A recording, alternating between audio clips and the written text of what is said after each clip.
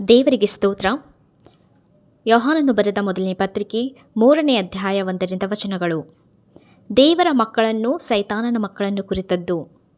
ದೇವರ ಮಕ್ಕಳೆಂಬ ಹೆಸರನ್ನು ನಮಗೆ ಕೊಡುವುದರಲ್ಲಿ ತಂದೆಯು ಎಂಥ ಪ್ರೀತಿಯನ್ನು ನಮ್ಮ ಮೇಲೆ ಇಟ್ಟಿದ್ದಾನೆ ನೋಡಿರಿ. ನಾವು ಆತನ ಮಕ್ಕಳಾಗಿದ್ದೇವೆ. ಈ ಕಾರಣದಿಂದ ಲೋಕವು ನಮ್ಮನ್ನು ತಿಳಿದುಕೊಳ್ಳುವುದಿಲ್ಲ, ಅದು ಆತನನ್ನು ತಿಳಿದುಕೊಳ್ಳಲಿಲ್ಲವಲ್ಲ. ಪ್ರಿಯರೇ, ಈಗ ದೇವರ ಮಕ್ಕಳಾಗಿದ್ದೇವೆ.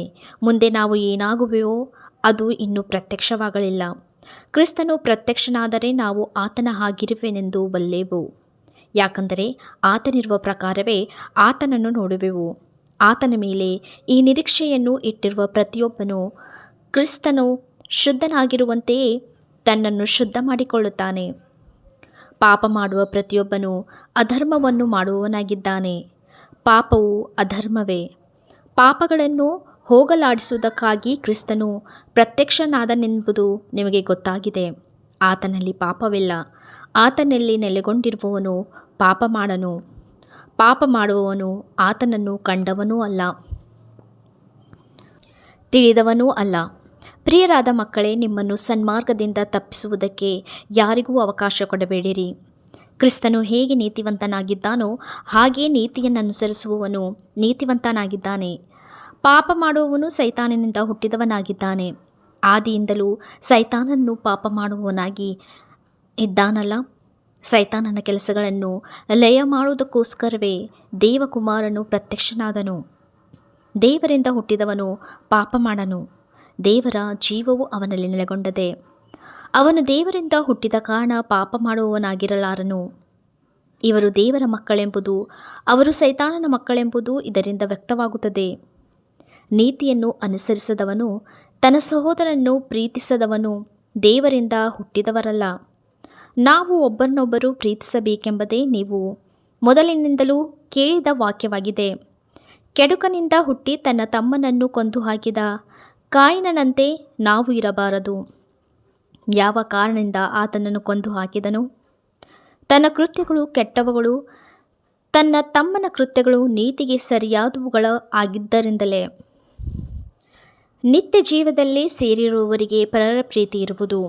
ಸಹೋದರರೇ, ಲೋಕವು ನಿಮ್ಮನ್ನು ದ್ವೇಷಿಸಿದರೆ ಆಶ್ಚರ್ಯಪಡಬೇಡಿರಿ.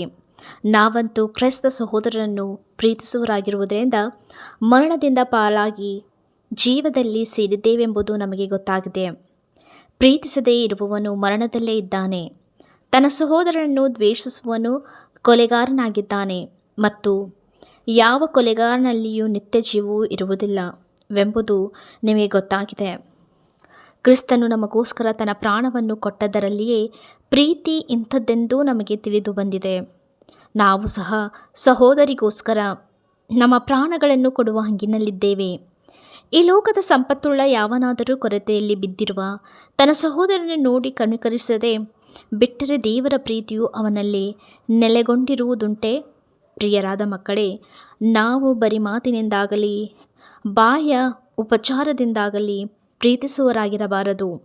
ನಿಮ್ಮ ಪ್ರೀತಿಯು ಕೃತ್ಯದಲ್ಲಿಯೂ ಸತ್ಯದಲ್ಲಿಯೂ ತೋರಬೇಕು. ಯೇಸುವಿನಲ್ಲಿ ನಂಬಿಕೆ ಇಟ್ಟು ಪ್ರೀತಿಯಲ್ಲಿ ನಡೆದರೆ ಮನಸ್ಸಮಾಧಾನವು ಉಂಟಾಗುವುದಲ್ಲದೆ ನಾವು ಮಾಡುವ ಪ್ರಾರ್ಥನೆ ಸಫಲವಾಗುವುದು. ನಾವು ಸತ್ಯಕ್ಕೆ ಸೇರಿದವರೆಂಬುದು ಇದರಿಂದಲೇ ನಮಗೆ ತಿಳಿಯುತ್ತದೆ. ಮತ್ತು ನಮ್ಮ ಹೃದಯವು ಯಾವ ವಿಷಯದಲ್ಲಿಯಾದರೂ ನಮ್ಮನ್ನು ದೋಷಿಗಳೆಂದು ನಿರ್ಣಯಿಸಿದರೂ ದೇವರನ್ನು ನಮ್ಮ ಹೃದಯಕ್ಕಿಂತ ದೊಡ್ಡವನಾಗಿದ್ದು ಎಲ್ಲವನ್ನೂ ಬಲ್ಲವನಾಗಿದ್ದಾನೆಂದು ನಾವು ತಿಳಿದು ದೇವರ ಸಮಕ್ಷಮದಲ್ಲಿ ನಮ್ಮ ಹೃದಯವನ್ನು ಸಮಾಧಾನಪಡಿಸುವೆವು. ಪ್ರಿಯರೇ, ನಮ್ಮ ಹೃದಯವು ನಮ್ಮನ್ನು ದೋಷಿಗಳೆಂದು ನಿರ್ಣಯಿಸದಿದ್ದರೆ ನಮಗೆ ದೇವರ ವಿಷಯದಲ್ಲಿ ಧೈರ್ಯ ಉಂಟು, ಮತ್ತು ನಾವು ಆತನ ಆಜ್ಞೆಗಳನ್ನು ಕೈಗೊಂಡು ಆತನ ಎಣಿಕೆಯಲ್ಲಿ ಮೆಚ್ಚುಗೆಯಾದ ಕಾರ್ಯಗಳನ್ನು ಮಾಡುವವರಾಗಿರುವುದರಿಂದ ಏನು ಬೇಡಿಕೊಂಡರೂ ಆತನಿಂದ ಹೊಂದುವೆವು. ದೇವರ ಆಜ್ಞೆ ಯಾವುದೆಂದರೆ, ನಾವು ಆತನ ಮಗನಾದ ಯೇಸು ಕ್ರಿಸ್ತನ ಹೆಸರನ್ನು ನಂಬಿ ಕ್ರಿಸ್ತನು ನಮಗೆ ಅಪ್ಪಣೆ ಕೊಟ್ಟ ಪ್ರಕಾರ ಒಬ್ಬರನ್ನೊಬ್ಬರು ಪ್ರೀತಿಸಬೇಕೆಂಬುದೇ. ಆತನ ಆಜ್ಞೆಗಳನ್ನು ಕೈಗೊಂಡು ನಡೆಯುವವನು ಆತನಲ್ಲಿ ನೆಲೆಗೊಂಡಿರುತ್ತಾನೆ, ಆತನು ಇವನಲ್ಲಿ ನೆಲೆಗೊಂಡಿರುತ್ತಾನೆ. ನಮ್ಮಲ್ಲಿ ನೆಲೆಗೊಂಡಿದ್ದಾನೆಂದು ಆತನು ನಮಗೆ ಅನುಗ್ರಹಿಸಿದ ಆತ್ಮನಿಂದಲೇ ಬಲ್ಲೆವು. ಈ ವಾಕ್ಯ ಭಾಗವು ಯೋಹಾನನು ಬರೆದ ಮೊದಲನೇ ಪತ್ರಿಕೆ 3ನೇ ಅಧ್ಯಾಯ 1 ರಿಂದ 24 ತನಕ ವಚನಗಳು.